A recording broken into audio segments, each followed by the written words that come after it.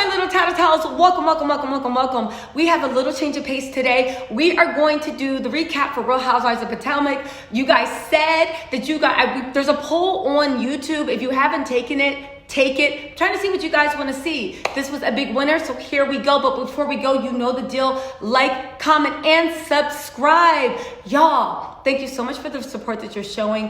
Things are getting so better, but I have good and bad news. I still have ghetto editing, you know the deal with the fade outs, right?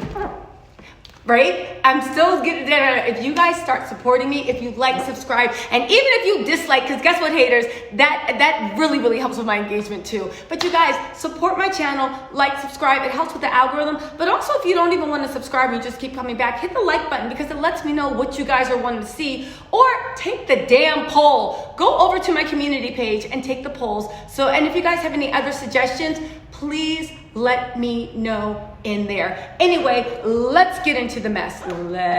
This is a review. Let's do a different fade out for the reviews. Let's get into the reviews. All right. Time to get a review. So we're starting off in the dinner party from hell already. Now, let me just say, a lot of y'all were on Twitter and everything, because you know I be in those Twitter streets being like, yes, Karen, read Giselle down. Listen, Karen's very clever. She's very funny. She's very beautiful. She's eccentric. I love the Grand Dame. However, I just want to let you guys know, technically, she gives reads, but she's disqualified because her reads are never based on reality.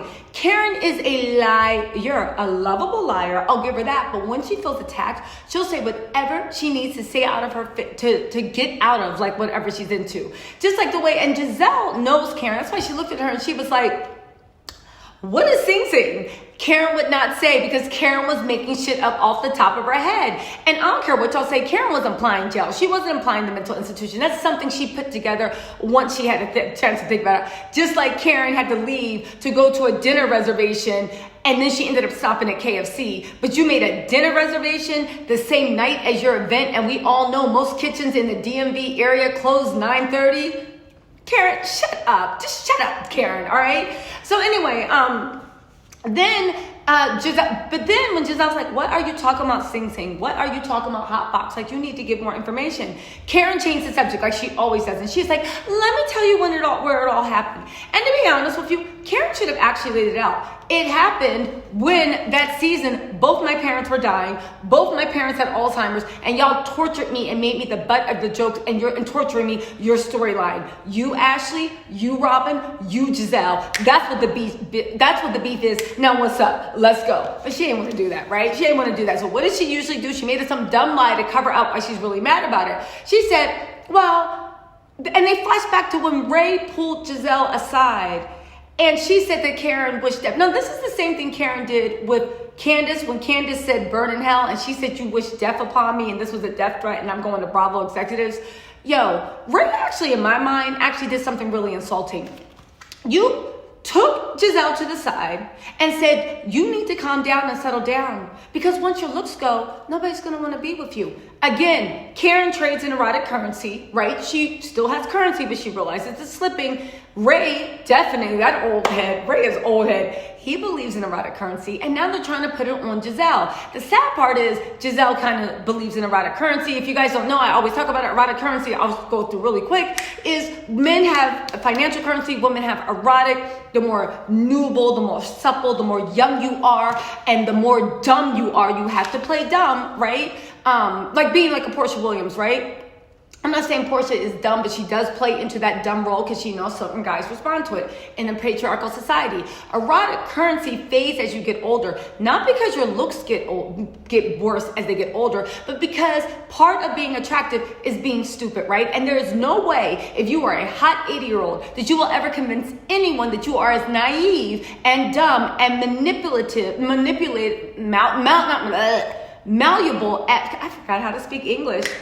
Malleable as a 20-year-old. That's why erotic currency fades with age, because certain misogynistic people don't like the fact of being like a Kenya Moore or a Claudia Jordan when you're in charge of your sexuality, when you know what power you have, and when you will not cow down and play dumb just to build a man up. So anyway, I Listen, if one of my friends' husbands sat me down and said, you need to calm down because your looks are going to be going, I would have done the same thing Giselle said. Honey, you will be dead in the ground before any of this fades. Because what Giselle, I think, was trying to say is, first of all, I'm always going to look good. And the man that loves me is always going to love me for me. But second of all, right? Second of all, I have more than just my pretty face. I have more than just my hugs, my kisses, my boxes. Like, you realize I'm an actual human. And the same way an 80-year-old, Ray, the same way you got Karen chasing after you is the same way I can have somebody when I'm your age chasing after me, right? I actually thought what Ray said was like really, really offensive, right? Like, Karen didn't turn it into, she wished death on my husband. Girl, you know she did not wish death. You know she was clapping back at Ray because what Ray said was actually insulted, right? So then the weird thing is Robin jumps in and was like, how is that a death threat, right? Now listen, Robin and Giselle, to be fair, always do tag team, but this wasn't one of them. Karen, that was like Karen's light work, right? Karen, I'll say one thing. Karen is strong. Karen is fast. Karen is quick with it. She can chop up Giselle and Robin. I'm not saying the reads are going to be true, but she can chop up Giselle and Robin on a bad day. So she didn't even need Wendy interjecting. But if you saw that interjection, I think Karen and Wendy have some type of alliance. I really do think Karen and Wendy have some type of alliance. Because if not, right? If not, why would you be like, well, to be honest and fair, why don't we just let each person speak for themselves? Girl, what? That would have annoyed me. I'm not 6 years old. Mind your own business. You are not the referee in these streets. Mind your business. But I thought it was odd that every single time they started to get one up on Karen, Wendy would interact with her. Oh, the shelf is here. Oh, this. Oh, Robin, stay out of it. But yet every single time that Karen was up, Wendy was just sitting there quietly eating her food. I think Wendy and Karen have some alliance because why else, right? Why else would you align with someone that literally tried to get you kicked off last season? And here's the thing. I understand that maybe Wendy's feeling like Giselle's not the one to trust, but honestly, Karen's not the one to trust either because we saw what Karen did to Candiace and the way Karen will jump island. Because at the end of the day, I don't think it was anything personal against Candiace last season, but I do think that Karen is on Karen's island, right? Then they go into that thing about the birthday cake, the titty cupcakes. I guess Wendy's hype. She has a chest now. She got a booty. Go Wendy. You know what they say, you can have all the degrees you want in the world, but at the end of the day, Wendy wants to be desirable. She wants to be sexy. She wants to be a hot girl. I'm not shading her. You see me. I'm not covered up in Mormon wear, right? It's like, listen, show your sexuality. Do what you want, right? But then Karen, remember when Karen was asking Robin, when's the wedding? And she was like, Robin really was like, after COVID. And Karen was like, she's like, when's yours, Karen?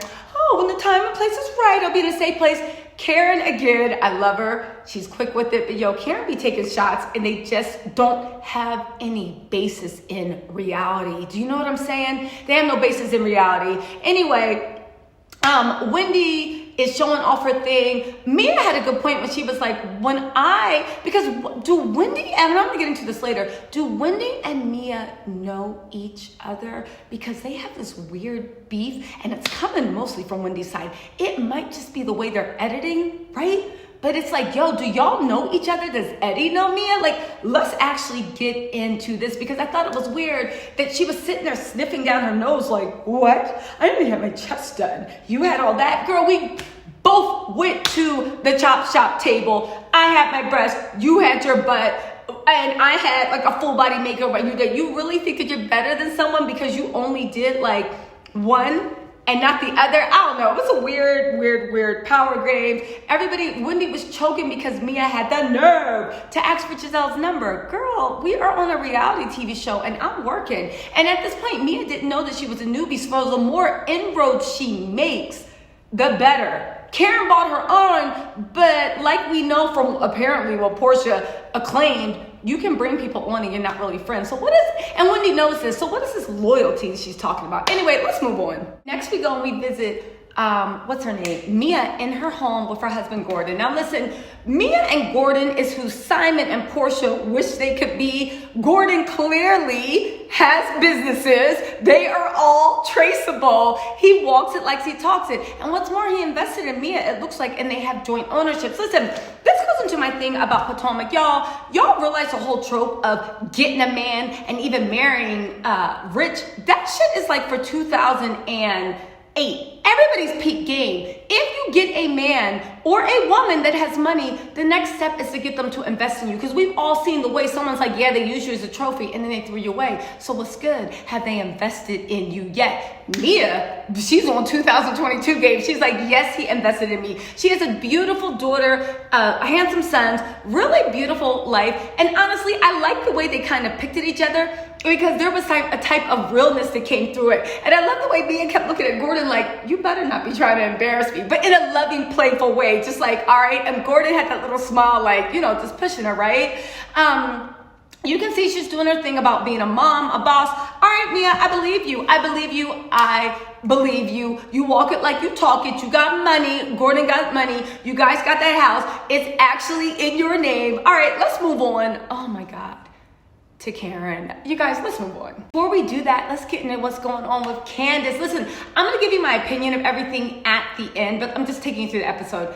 Candiace is doing her damn thing. Yo, she is an she is an actor. She is a mom with her bonus children. She is a student. She is a loving wife. She is a singer.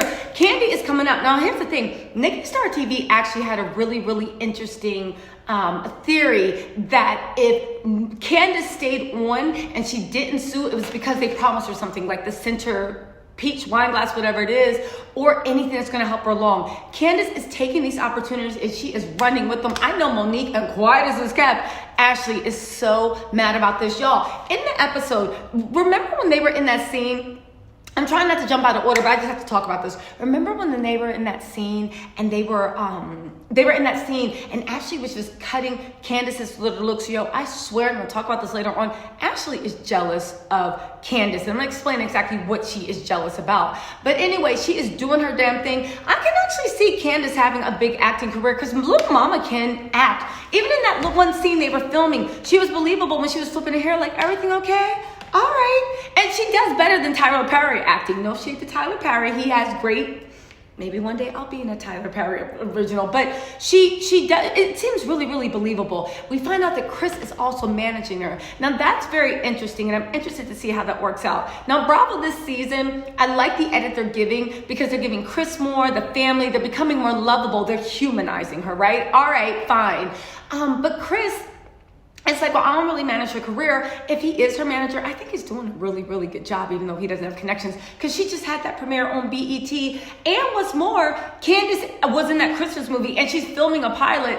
He's doing a pretty good job not to have any connections, but he was like, he mostly manages Candiace. And now they're just setting up for the friction between them, but it's a lovable sort of friction, the way he's managing Candiace, and she's busy, but she's getting all her dreams. Y'all, I like the storyline they have going on for Candiace this year. It is much more believable than the spoiled brat, and I'm glad Bravo backed off of that whole intergenerational black wealth conversation, because quiet as it's kept, there was a lot of colorism and there was a lot of misogyny and there was a lot of racism in that, right? You see what I'm saying? Like, it's, if you are sitting there with Beverly Hills and Gigi and Bella Hadid and Yolanda was supporting them forever and doing all this stuff, and y'all don't tell me that they are model self-made, because they all had penthouses in fucking Tribeca before they even walked their own runway show. They had multi-million-dollar penthouses in Tribeca before they even started their job. So please don't tell me that rich people don't take care of their children, buy their kids homes, and make sure their kids don't struggle in real meaningful ways. Pay your own bills. That's when you don't have enough to pay for everybody's bills. You feel what I'm saying? But listen, let's move on. So back to Ashley. Y'all, this scene really got on my goddamn... Okay, first of all, Sheila's there. You know, Ashley's doing her thing she does every season. Watch back. Every single season since she got in. Michael and I better than ever. Last season was really, really rough. And we had our ups and downs. But you know, rubbing her belly down, right? She's been doing that for 2 seasons. But thankfully, we're in a really good place. Michael and my mom are really happy. Just the other day, y'all, they hugged. Ashley, shut up, right? So anyway, she's saying that they're in a good place now because they hugged. Anyway, so she gets on saying, and the weird thing is, even the way Ashley's mother has accepted the fact that Michael is like a loose dog and can't control himself. She saw the nanny and she was like, oh, are you glad you got, that nanny? She's not a supermodel with a figure eight figure. Why? Because what's going to happen? What is going to happen? The fact that your mom is saying these things to you, these are conversations you've had, and Michael's made it known, I pay for everything, so I'll do what I want, when I want, to who I want. That's what I got from it, right? Now, let's get into this. Now, granted, I feel on the nanny thing because I always make jokes. If I ever was to get a nanny and let another woman in my house to raise my kids, it's just a joke I have. I always tell my boyfriend she would have to be, well, I'm not even going to do that, right? Because I don't want to make jokes, but she would have to be related to you by a close cousin, not any distance cousin. She would have to be horrible. And on top of that, she'd have to be a lesbian that not only that, hates your guts and wants to see you gone. So every morning I have to talk her down from a cliff. No, Sheila, no, he deserves to live. That's the baby's father. Please just help me with these bottles. That's how it would go down. You're not getting any woman. She would have to have a death threat, or every day I'd have to talk her down from doing the unthinkable, because no, ma'am, I don't want people in my house, but that's just me. I'm not jealous, but I'm not jealous at all, but we see what happens when you even share your damn jacuzzi with someone, aka peach juice. So stay woke, right? Now, then Ashley starts getting into details about how she pleases Michael. What does it say, right? I hope she's written into the will or something, or she has some game plan, because what does it say? That you are pregnant, creating life, and you're worried about how to please your man. And what is it? Instead of him worrying about how to make you feel more comfortable and honor you and thank you that you're carrying his seed and you're bringing life and being the center of creation. And then your mom is sitting there across from you and being like, good girl, because when everyone's satisfied, we don't have any problems. She's literally looking at her like, girl, do not mess this bag up. You slipped up last season complaining too much. Shut your mouth. Figure out a way to satisfy him, because everybody's eating. It really made me feel bad for Ashley, because I was like, yo, it's just a weird situation. And the fact that her mother is on board with Michael's, I don't know. Let's move on. We're catching up with Giselle. Can I just say two things? Giselle's confessional look, where she had on that blue off-the-shoulder dress, cobalt blue is Giselle's color. She looked good. Second thing, I love that blonde bob, the way it was cut sharp. I like that angle. It really brought up perfection. Third thing, girl, if you don't go to Arrogant Tay and get your edges done, god damn it, Giselle, the wig was swinging. You could tell it was good hair, but then when you looked along the hairline, it wasn't plucked, it wasn't blended. I don't even think it's a lace front. Stop being cheap, Jizzy. Get Arrogant Tay to come and hook your hair up so your shit can be laying right for the thing. Giselle, you make too much money. You look too good. And I'm sure you got too many opportunities to literally, sorry, I tucked my tag in. Sorry about that. I should have cut this off, but I don't know why. I always feel like I need it, but I never use it. Anyway, you look too good, too many opportunities, and too much potential to be messing around with wigs that don't even have the lace. Come on, Jizzy, step it up. Even that wavy blonde wig she get is not the fact that I think it looks bad on her. It's just the fact that it looks good until I get right here. And then I'm just like, why do I feel like I'm in Party City? Now, I know y'all might drag me because I am, if you guys know any good hair vendors, please DM me on Instagram so I can order from them. I will be having my shit braided back with a lace front on very shortly, sitting on 30 inches, but you get my point, right? Come on, Jizzy. God, and if y'all see me on here looking a fool in a Party City wig, then I expect you guys to call me out in the comments too. Sharing is caring. Anyway, she starts giving Robin a view of the house. The house looks cute inside. Listen, everybody teases Giselle's style, but Robin was wearing a fur vest with a leopard print shirt. Whatever, it's just Potomac style. But Giselle is how old? 50, 55, 58? That woman is over a half a century.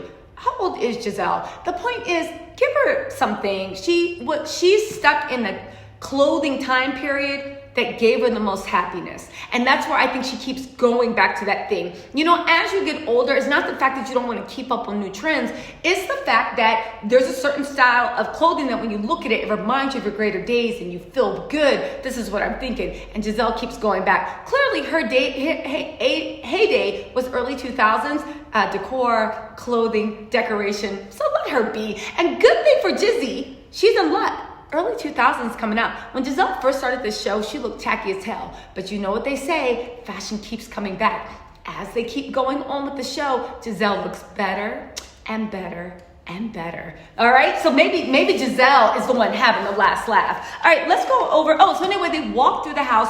She's showing her the house. Yo, all right, Giselle, you saw in her bathroom, Giselle actually put money into her renovations. She had the goddamn Turkish marble flowing through her shower. If you guys don't know about the Turkish marble, I think in the 2000s and 2010s, 20s, Italian marble with the fine vein was really, really in. Now that marble that has like big veins in it, and it's like, anyways, the new marble, it's called Turkish marble. Giselle had that shit in her bathrooms. It's imported. It's super, super expensive. All right, Jizzy, I see you. She put money on the inside of the renovation. The outside, I don't know. Can what am I saying? I can speak on architecture, right? I don't know. There's plenty of things she can do to change the outside of it up. But again, you know, it's limited budget. She's doing this whole thing. We all know Jamal's not helping her. So let's go. Speaking of Jamal, Robin was like, all right, so what's going on with you and Mr. Bryant? Giselle's sitting there backtracking. Oh, he lives with my phone. He does this. He does that. Y'all, I know Karen loves to throw Jamal in Giselle's face. And I'm not saying whether Karen's wrong or right, because Giselle and Karen are like two friends both hurt sparring at each other. But I really do think that Giselle thought she was working on something with Jamal. I really honestly do feel that, because remember when she was talking about, remember when she, in that last season, when she was just like, you know, before when I was in a relationship, I didn't have anything to bring to the table. But now it's different because I have something to bring to the table and I'm an equal. And all that let me know was, why weren't you an equal with bringing yourself to the table? So that just made me feel like Jamal played a lot of mind games, belittled her, said a lot of things that really, really made her feel bad about herself and make her feel like she was underneath him. And now she thought it would work because she's like, now I have my own name. I'm not attached to your first lady. I'm Giselle Bryant. But that's the thing, y'all. If someone doesn't value you for just being you, you can become president of the world. You can have the best body, the best face. You can sing, you can dance, you can twerk, you can make the best meals, you can keep the best house, you can be the best dressed, you can have the most money, the most cars, houses, whatever. You're still not going to be anything to them. Stay woke, men and women, stay woke. Anyway, she's backing it up. She's saying there's not anything. Robin says, well, I never really thought that they were that serious anyway because they were in a talking phase. And everybody's just like, what? Like Robin just dropped the bombshell. Let me tell you something. Robin and Giselle are loyal to each other. They are two true friends. They know just how much to go to tease each other. They know just how much to go to shade each other. But they always keep it in this respectful balance. So please believe if Robin was saying anything, and she was, related to Giselle's relationship with Pastor Bryant, please believe that it's already been approved. So basically, it was quarantine. They didn't quarantine together. The kids weren't on it. He wasn't even giving Giselle the bare minimum because Giselle was happy with FaceTimes. And apparently he couldn't even be bothered to even live in her phone. She was happy with the phone living. Karen teased her about it, but she was happy with the phone living. And Pastor Bryant was like, I'm not even giving you phone living. I'm just going back up. You know? So then Giselle was like, so I think we need some space. Girl, Jamal is already... You know what Jamal and Giselle remind me of? You know those people, we've all had those friends, right? Maybe some of us have been in a situation. I hope not, but if it is, listen to this truth. Where at the end of the day, you know how somebody just keeps distancing, doing messed up stuff because they're waiting for the other person to break up, because for whatever reason, they don't want to be the one to break up, because they want to be able to pop up whenever they can on some, hey, big hit shit. But if they break up, they won't be able to do that. Yeah, that's what Jamal's doing to Giselle. Anyway, they're over with, but we already knew that. And her Versace comforter is not going to be christened anytime soon. Again, I don't know why. I think it's just old-timey things. Even the way Karen keeps making these reads about Giselle being in Sing Sing and all this other stuff. You know, at the end of the day, we'll get into it later, right? Oh, Candiace makes an appearance. They're just telling the story about Mia. Anyway, let's move on. So next we're going to Ray and Karen's house. Yo, do y'all remember last season where Karen made that weird confession that she humps on pillows? And she was like, and after I'm done, the pillow, it's not dry. And Wendy and everybody was like, right? Anyway, remember they were making a bet. Why are their producers so shady where they showed zooming out and Karen's pillow is all hunched over? Anyway, whatever. Karen goes and she's sitting there talking to Ray. You know, Karen really is old school with her husband and she cares so much what Ray thinks about her and she always tries to come out roses. She's doing her PR campaign, basically saying how evil and jaded and angry Giselle is. And here's the thing, Karen, which is the thing with Karen and Giselle. Neither of you guys are wrong, but you're not telling the truth. But neither of you guys are wrong. Giselle does seem a bit bitter and angry and jaded. Look what happened between her and Jamal, and the love of her life keeps playing her. You are right. However, Karen, nobody is stupid. You're only telling Ray that shit. So when Giselle starts spreading the rumors that you know are true by the way you reacted, it's just my intuition that you can be like, baby, don't listen to her. She's a hater. She hates. Don't even listen to her. I see you, Karen, and your PR campaign. She's also talking about, you know, me and Candiace's relationship is hurt, but it's not broken. So I'm going to extend an olive branch. She's having like a love party where she's going to invite all the girls together. So I guess that's going to be the second all cast meetup come through. Cast meetups come through. It's going to be the second all cast meetup, which is good. But another thing, I don't know if Karen believes that or she's just like putting on for the episode, because one thing I know, who is it? Candiace is a Saggy, and you don't really get a second time to really hurt a Saggy to their core. Karen better become dressed in her helmet of salvation, her bonnet of salvation, wearing her chest plate of joy, whatever that girl said. Karen better be ready. That Saggy is going, but it's like this. Candiace does classy reads and whatnot, but Candiace ain't never gonna forget. Like Saggy's, yeah, good luck on that one, Karen. Anyway, we get back to Wendy's house. They're having a family dinner. I really love Wendy's family dynamic. It's really, really fun. But let's get into Wendy.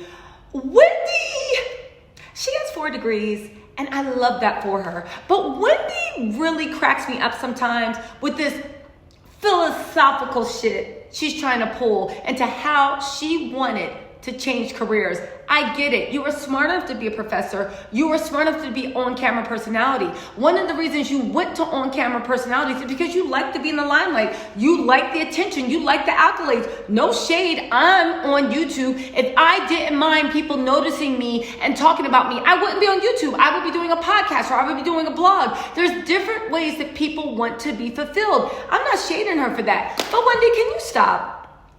Why are you trying to make it seem like you were on this, like, Paulo, you know, wherever you find your heart is where you find your soul quest, when literally you want the accolades and you want the celebrity, but you also want to be known for being beautiful, for being hot, for being that girl. And it's no shade. Yes, Wendy, look at you. You got your body redone. I do think she had a few tweaks to her face, but even before she had all that, Wendy, you were a gorgeous woman. You always were that girl. But now you're literally tuning up everything, so can't nobody say shit, right? She wants to be able, when she walks in the room, to be like, can nobody say shit about the way anything's sitting, because everything, she even got the wigs hooked up. So good for you, Wendy. But Wendy, stop trying to act like you're going on Salvation to find Nemo. Wendy, stop. You just wanted to be that girl. You wanted to be a hot girl. Go ahead and be a hot girl. Wendy's sister comes in. I never noticed last season how much her and her sister look alike. I think Wendy has a gorgeous family. The mom, the sisters, everything. But with her hair braided, and thank God, because you know I was sitting ready, waiting to see if her wig was messed up. Because that's one thing the Ocepho girls have in common. They will mess up a wig, but not this season. Clearly, whoever is hooking up Wendy's wigs needs to give Giselle a call. But we know that Wendy's kind of beefing with Giselle, so maybe that's why her wigs are looking like that. Anyway, Wendy's sister walks in. She is looking so lovely with her braids, kids cute, everything. Mama walks in. Mama's hair is laid. They're looking good. They're looking like Nigerian money. You better get it. Shout out to Nigeria, right? They are looking good. Her mom announces that she wants her chest done, right? That's right, mama. I raised you. I sacrificed. I want to be there too, right? We can all be sitting, right? So Wendy, when they cut to her, and she was like, I kind of always thought I knew what I wanted to do with my career. But then I asked myself, what does that look like? Wendy, shut up. And she was like, then she said, she has this hustle that she was always afraid to try. Girl, shut up. You were on Jackie Ina's channel and saw the way Forever Mood was doing. Shout out to Forever Mood. I still haven't bought any, but if any of you guys have, let me know how they are in the comments, because they look like they're really good, right? I'm waiting until Jackie puts them in Bloomingdale's and Macy's, because I know that's what's up next for Miss Jackie Ina, right? But you got the, you're doing candles like Jackie Ina. Okay, great, right? And she's like, I was just always scared to go for my dreams and go outside the box. Wendy, can somebody explain to me, since she is a professor, can somebody explain to me how selling candles was outside of the box? You're not selling bedroom candy. You're literally selling candles. Wendy, how was that outside the box? Why couldn't you pursue this? It's almost like Wendy has a script, or the producers gave her a script and she's sticking to it, but the facts aren't adding up. I finally have the courage. I thought people would judge me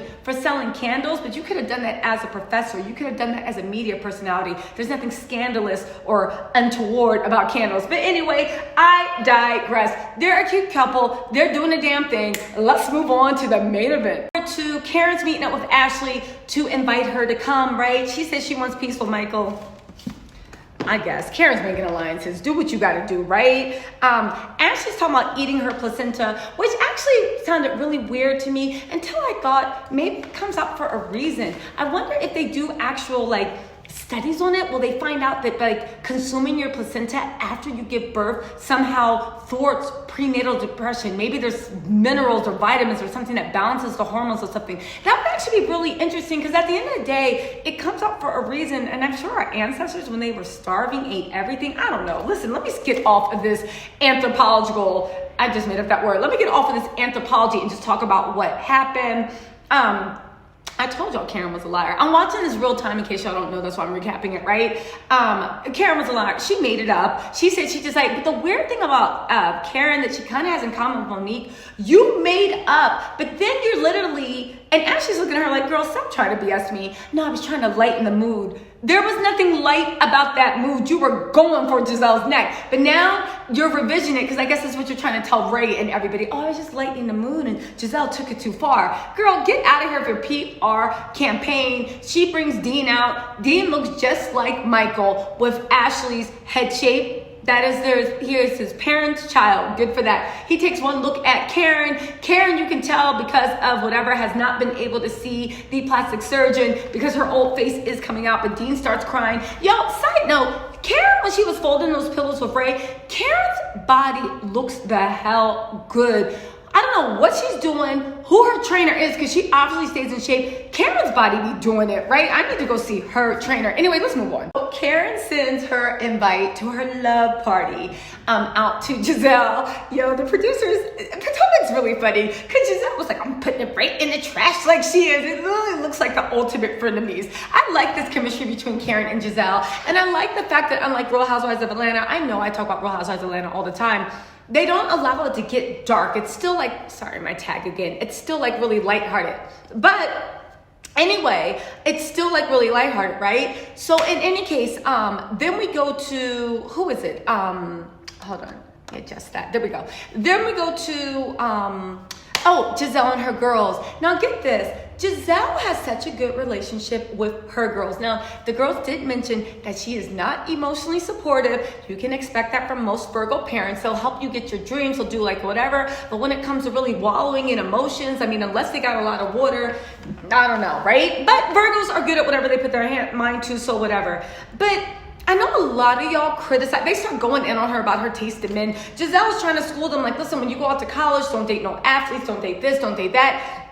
And she's telling them her dating experiences. A lot of you guys go in for the way the girls go in on Giselle, but I actually think it's really, really sweet. One, the fact that you don't sell a romanticized version of love to your girls. You let them know how you've been betrayed, and I'm not just talking about Jamal, but anyway, how you've been manipulated, how you did these things, so they can actually stay woke. A lot of y'all be talking about Giselle, right? And when I say y'all, I mean the people don't watch this show. I know that you guys have sense, right? But a lot of people be talking about Giselle, saying all this stuff, but a lot of people saw their own parents go through stuff like that, but they'd never admit it because they're embarrassed about it. Say what you want about Giselle, and she is on the show, but she's very upfront for these things. And I think as young women, you actually need to see it so you don't get that shame of, oh, I gotta act like everything's okay, and I gotta act like a man's the prize. Seeing their mom single and teasing her and stuff literally shows a man is not the prize. I've been through a lot. I can do what I want, but also it shows the fact that Giselle really lets her kids' voices be heard. A lot of people, if they did not have to deal with the threat of their parents slapping them upside the face, would have had the same advice for their mother, for their dad, for their aunt, for their uncle. A lot of you guys never had anything to say, not because your parents were so perfect or because life was so perfect, just because you knew you would be severely punished for pointing out the common sense things that children can see. Everybody can look into somebody else's relationship and see where the flaws are, right? It is. Everybody from a distance. It's only when you get in your own relationship that you need your village to kind of pull you out. But I actually think it's a beautiful, beautiful thing, the relationship that Giselle has with her daughters, and those daughters are going to be okay. They're literally watching their mom make mistakes, but because their mom is saying, I made these mistakes, please don't be like me. I think it's a thing that they're actually learning from what their mom is going through, and the fact that their mom lets them have a voice, lets them have an opinion, lets them be worthy of being spoken to, not as an adult, but as a human being. And as you know, anything with emotion, the biggest human emotion is to want to be heard. That's why people want to become famous. That's why they want to do well. That's why they want to get money. That's why they want to find somebody that loves you. Want to find some way to be heard. And Giselle, good or bad, she lets her daughters be heard. So I love that for her. Anyway, let's move on to the situation with the party. Those bourbon drinks look good, and you know mess is about to start. Let's go. So we're at the love lunch, and I just had to pop in and say, yo, what is the deal between Mia and Eddie? First of all, so they come in, right? Mia's talking, they meet her husband, Gordon. You know, we just met him in the last thing. Whatever, we'll get back to that, right? So then Wendy arrives next, and they come, and they're like, oh, hi, nice to meet you. Eddie says that to Gordon, and so does Wendy, right? So we know that they never met Gordon. But then Mia, if you catch it, slow it down, because you know I always get the receipts, literally slowed it down, and she didn't go to give Eddie a hug or kiss. She said, hi, and I quote, hi. She said, hello again, long time no see, to Eddie, right? And then when Eddie was standing next to Mia in the kitchen getting food, Wendy was like, hold on, let me go stand next to my husband. Thank you, my love. Yo, what's going on between Eddie and Mia? Now, I am not implying that they are sleeping together, but and the way that Wendy is oddly hostile and competitive with Mia, and the way Mia is just like rolling her eyes, I'm watching this real time, so it's going to unfold. There is something there. I'm telling you, my spidey sense is tingling. Either he knows Mia, or he knows the group of girls or people that Mia hangs out with. And for whatever reason, Wendy does not like those people. But that was weird when she literally broke her neck to run over and be like, let me go stand next to my husband. Thank you, love. And Mia did said, hello again, long time no see. Y'all, watch that. Watch those receipts. Ashley's 39 weeks and a half pregnant. You know that's her storyline from here to eternity. Let's see if they have a third child, right? But you need to move on. Now, we know Giselle didn't come. Ashley said Michael's not here, but we all know what that is. Michael doesn't ever respect any, from what we've seen in the past seasons. He doesn't respect his black cast members, so he's not going to show up because he thinks he's better than all the black people on that cast. And quiet as kept, the only way he would have showed up is if Juan said that he wasn't there. Matter of fact, Juan's not attending anyway. You know what they say, while the cat's away, the mice will play.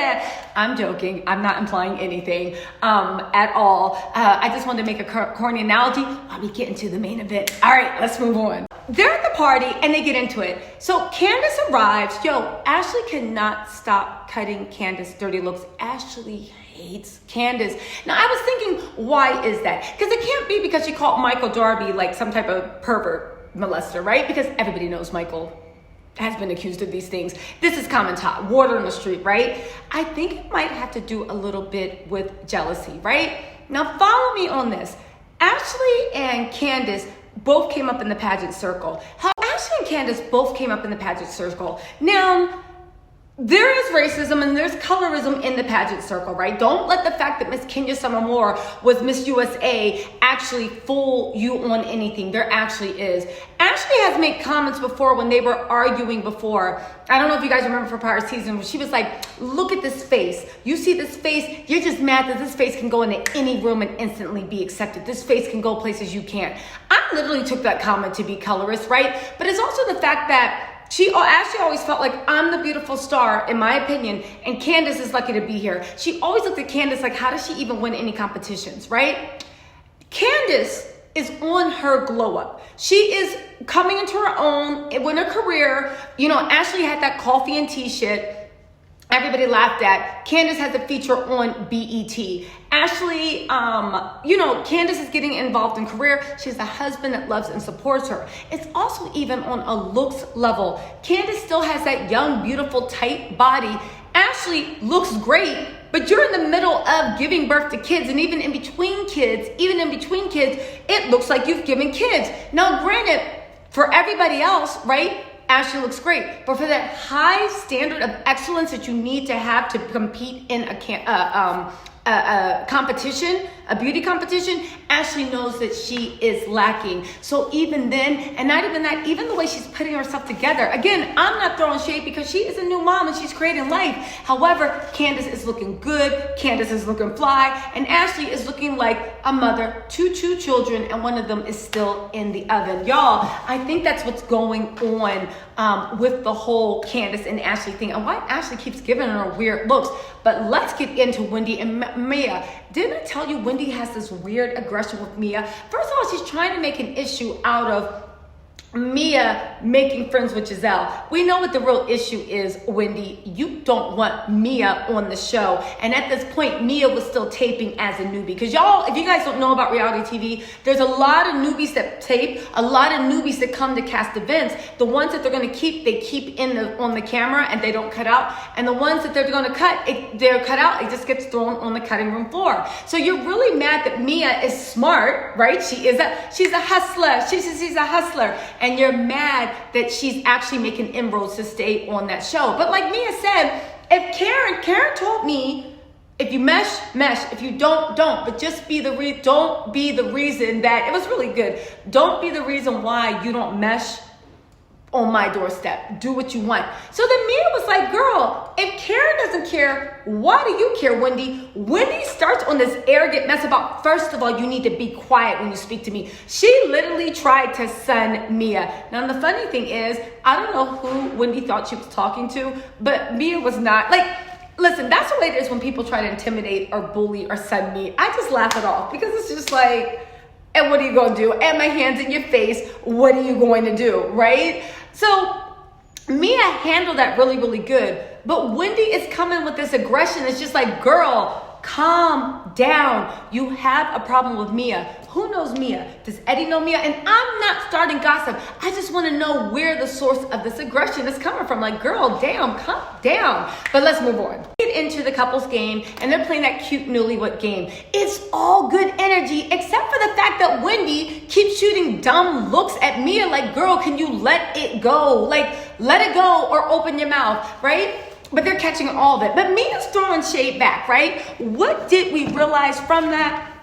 When Wendy and Eddie said their favorite position was doggy style, and then Mia said missionary, and Wendy was like, missionary? Girl, you said doggy style. They're but like, what? Okay, whatever, right? And she keeps trying to do this weird comeuppance, but there's nothing that different from you and Mia, even your attitudes and the airs you put around it. Granted, Mia's airs might be about her businesses, but your air is about the 4 degrees. Mia seems to have a loving husband and cute kids. You got loving husband and 2 kids. Mia seems to want to also trade in that erotic currency, and Wendy, so do you. So like, you and Mia actually should be friends, but they keep giving each other more and more looks. I thought it was interesting that when they were like, Mia said that like Wendy's husband Eddie is she's programming him to be Team Wendy. Okay, that's her husband. Of course she's going to be Team Wendy. But also, it makes me think, do you guys have like some type of history? Are you guys friends? Is there some type of a line? Well, we know that you guys know each other from the past because you said, hey,